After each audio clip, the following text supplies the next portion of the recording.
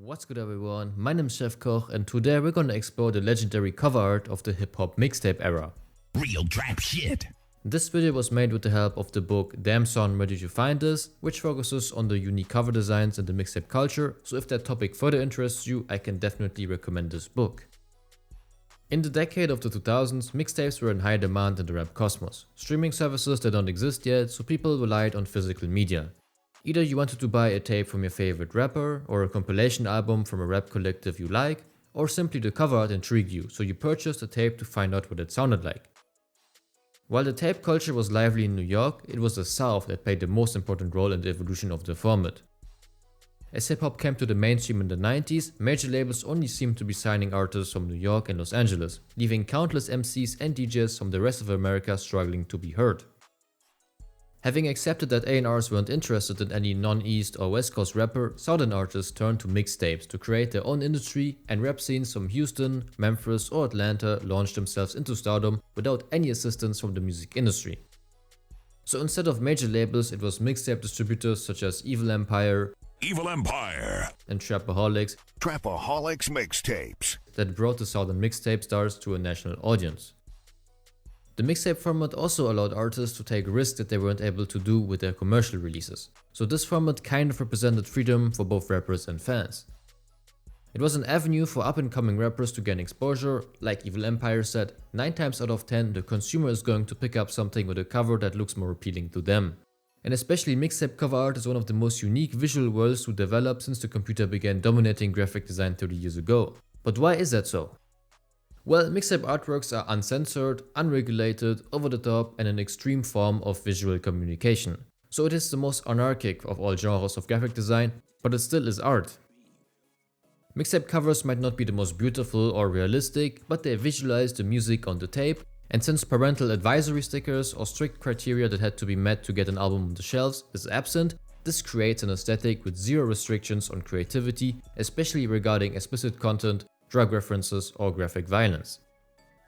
These artworks have gone through a drastic evolution over the past 2 decades, generating a unique aesthetic unlike anything else in music. Some cover artworks are even more memorable than the actual music that they represented, and many covers have become timeless for the impact on the greater hip-hop culture. So now let's explore those legendary artworks and discuss their impact on today's rap music.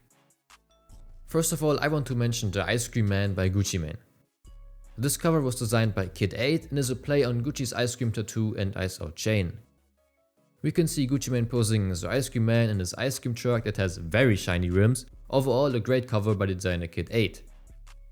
He serves as a perfect example of how much a culture has evolved to the age of the internet. Not only did the UK native become one of the most sought out graphic designers in hip hop while KidEight was still a teenager, but he did so without ever setting foot in the United States. So while for the most people a mixtape cover is just a cover, for the designers it also created an international community. Staying with Gucci, I also want to show you the cover for Gucci the Glacier. On here we can see the flare in the winter setting, surrounded by his fellow Zone 6 polar bears. Some of them seem to be chilling and enjoying the view, others are straight up posing with their massive chains. And for the last Gucci cover, I present you the sensational artwork on which Toy Story transformed into Trap Story. Seeing Buzz Lightyear with a Gucci Mane head is just an incredible sighting. This cover really belongs in a museum. This is a certified hood classic. And for the next cover we have Blue Dream and Lean by Juicy J and DJ Scream. The artwork was made by KidEight once again, and I think he did a great job with the colors. It looks tough and there's actually good music on here, so that helps. Now I want to move on to a super alternate theme for mixtape art, superheroes. Many graphic designers were influenced by the comic culture and tried to integrate some of these elements into their designs, and this is how covers like the modern day Marvel series by DJ Deco and DJ Lazy K were created. This series included many different rappers. He is one with Young Jeezy as Hulk, he is one with Raekwon as Dr. Doom, and then there's this one with Kanye and Jay-Z as Batman and Robin. All of these covers were designed by KidEight, and I don't know what the pigeon's role is on here, but it's great to see some animals included as well. And finally, let me show you Avenger by Eminem and DJ 2Mello. This cover was designed by Miami Kaos and he depicted Eminem as Captain America. Now Miami Kaos is a very interesting graphic designer since he actually benefited from a formal fine arts education in school, so his ability to draw both on and off the screen have set him apart from the majority of mixtape designers who relied completely on existing images. But as you can see, many mixtape artworks are inspired by movie posters and the comic culture. That's also a lot of cover art looks like a scene straight out of an action movie. For example, here we have America's Most Wanted 2 by The Game, where he has one hand on the AK and with the other hand he's driving his motorcycle over a roadblock while being chased by police cars and army helicopters. This was once again designed by KidEight and is a perfect example for the influence of the movie industry on mixtape culture. Some covers were also directly inspired by specific movie posters and film artwork, like we can see on Loose Cannon 3 by Ace Cannon, for example. So movies like Scarface have been a major source of influence for many mixtape designers. Now let's move on to another theme represented in many mixtape designs, the dream of a luxurious lifestyle. As an example, we have another KidEight design, My Chain Costs More Than Your Box Chevy by Big Stacks. And if I look at this cover, honestly, I believe him.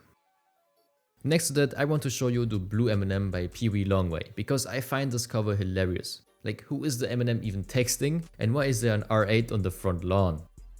There is so much going on here, but the sequel is even better in my opinion. That M&M is completely dripped out with his MCM backpack, Balenciaga arenas and Ferragamo belt. Sadly, it appears that they spent all the budget on the gear, so instead of the previous R8, we're now left with an A4 I think.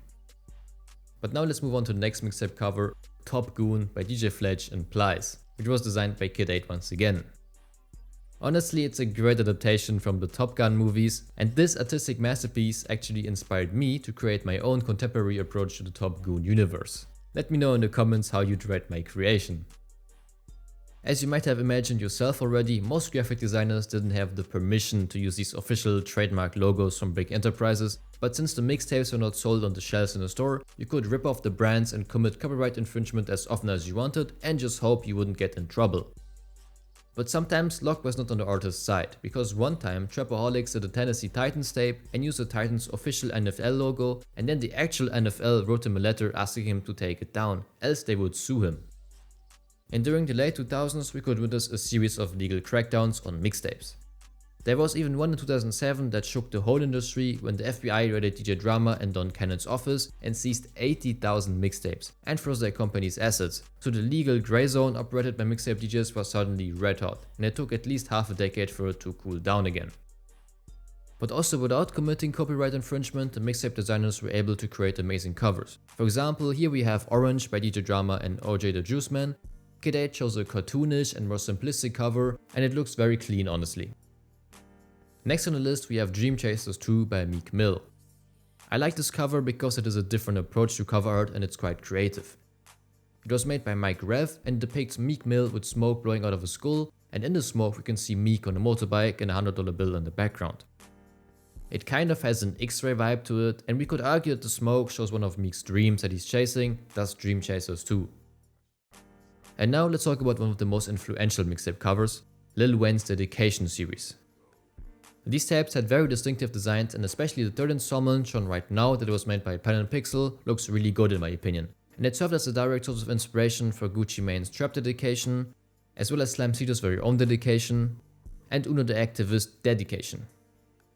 Next to that, Playboy Carti showed an alternative design for his album Music in 2024, which had a similar dedication influence. So overall, this cover concept really stuck with the rap industry. And last but not least, let's talk about another influential mixtape cover, Almighty Soul by Chief Keef. This is one of the most renowned tapes by Sosa, it's a classic honestly, and the artwork was made by Tikodor and served as a big influence for Lucky's Days Before 3 album. So as you can see, the artwork from the mixtape era has an undeniable influence on contemporary rap. It inspires cover art to this day, which we can see in the discography of artists like Smoked Up 2016 or Black Cray for example, and overall some mixtape covers really deserve to be eternalized in a museum for their creativity and uniqueness. I hope that I was able to introduce you to this very special art form with this video. Let me know which mixtape cover is your favorite, and with that being said, thank you for watching, leave a like if you enjoyed it, and don't forget to subscribe to the channel. Real trap shit.